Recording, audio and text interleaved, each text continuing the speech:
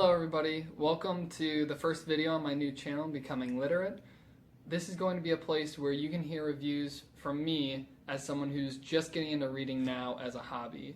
The idea is to hold me accountable because I'm hoping to read more in the future and more different kinds of books, while at the same time hopefully you get something out of this. You can get a quick summary, synopsis, and a rating for every book to know whether it's sort of in your taste. First book is Gang Leader for a Day by Sudhir Venkatesh, and for all these videos I'm going to be giving, like I said, a review, a summary of the book, and then at the end I'll be giving a rating. So you should see a little link if you want to just skip to the rating, see the star rating that I give it, you can jump there.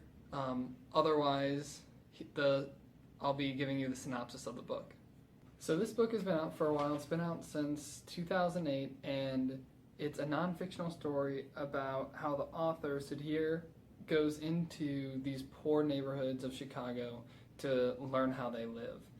The beginning of the story starts with sort of explaining that a lot of times sociologists will take huge amounts of data from people and try to find patterns within that data and make policies from it.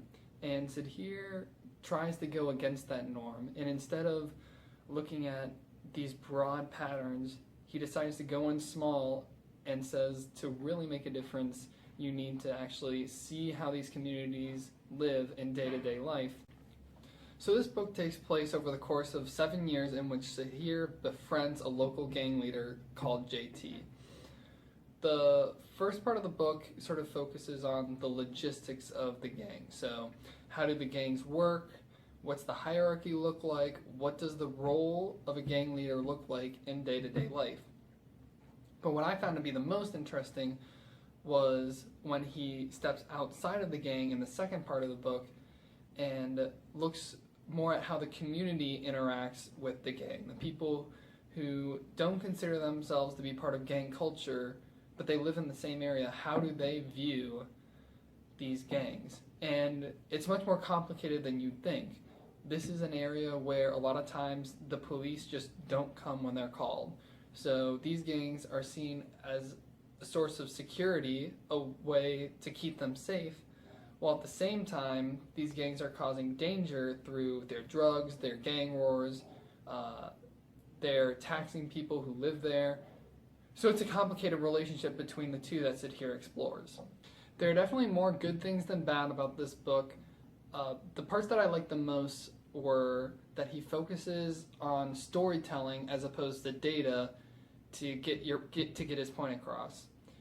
You get a good look as to what it's really like to live in these poor black communities in Chicago and the really complicated problems that they deal with, and there really is no clear-cut answer how to solve them.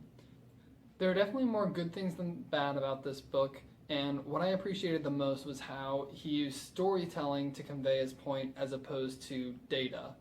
It really encaptures the audience when he tells about stories with real people with real problems as opposed to focusing on these broad generalizations about these people. And it really gives you a good insight about the complicated problems that the people in these black communities face. He focuses on the storytelling aspect and leaves it to you, the reader, to figure out what it all means. The only thing this book could improve on is the now what at the end. He doesn't give a lot of suggestions as to what I, the average citizen, can do or what our policies can do and change in order to help these people in these poor communities.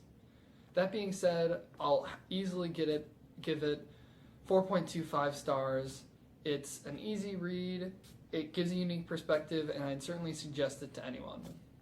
Thanks for listening to my first review. If you want to hear more reviews coming your way, feel free to hit the subscribe button. If not, that's totally fine. You can either hit the thumbs up button down below, or if you have suggestions for improvements I can make in the future, things you liked, things you didn't, reply down below and I'll certainly get back to you on that. Thanks.